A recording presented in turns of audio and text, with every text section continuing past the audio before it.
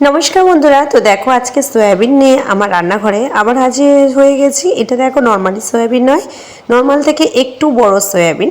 তো দোকানে পাওয়া যাচ্ছিল, তাই আমি একটু নিয়ে দেখলাম। বললো খুব সুন্দর টেস্ট খেতে, তাই আমি এটা বেশ কয়েকটা গোনাগুনতি মাপের নিয়েছি। এটা বানাবো, কারণ সয়াবিন রান্না করলে আরও বড় হয়ে যাবে, সেই জন্য।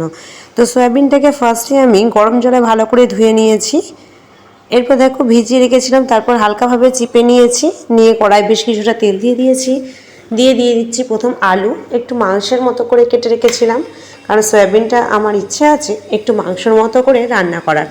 তো আলুটা ভালো করে ভাজার জন্য তেলের মধ্যে হালকা একটু নুন আর একটু হলুদ দিয়েছিলাম।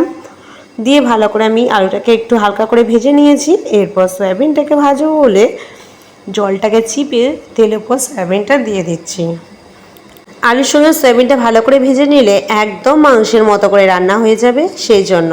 তো দেখো মিডিয়াম আঁচ দিয়ে ভালো করে সয়াবিনটাকে ভেজে নেব। সঙ্গে আমি ভেজে নেব টমেটো আর একটা পেঁয়াজ।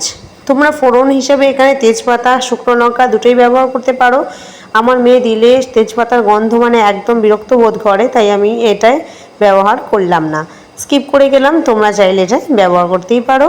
তারপরে দিয়ে দিলাম হালকা করে হলুদ গুঁড়ো, দিয়ে খুব ভালো করে নেড়ে চেড়ে নেবো। একদম নর্মাল পদ্ধতিতে সয়াবিন বানানো দেখাচ্ছি, পুরো মাংসের মতো টেস্ট হবে খেতে। দিয়ে দিচ্ছি একটু লঙ্কা গুঁড়ো, এরপর দিয়ে দিচ্ছি একটু রসুন আর আদা বাটা।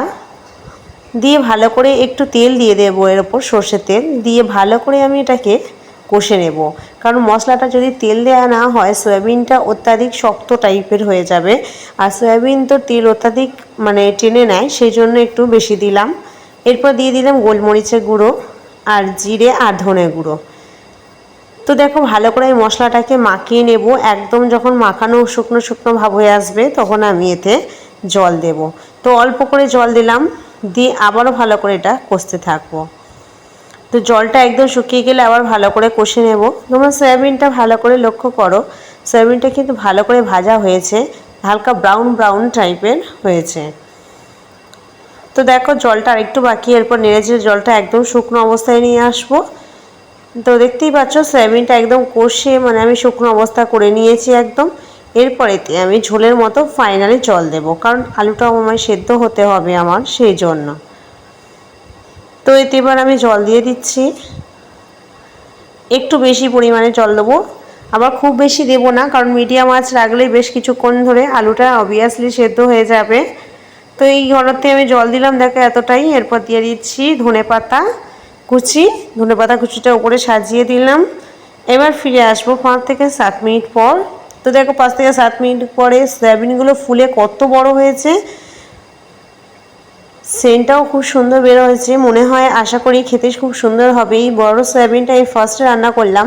তোমরা কে কে এই সয়াবিন আগেই খেয়েছো অবশ্যই আমাকে কমেন্ট বক্সে জানাবে। কিন্তু দেখো ফাইনালি আমার তরকারি হয়ে গেছে একদম মাংসের মতো করে। শেষে আমি গরম মশলা ছড়িয়ে দিয়েছিলাম।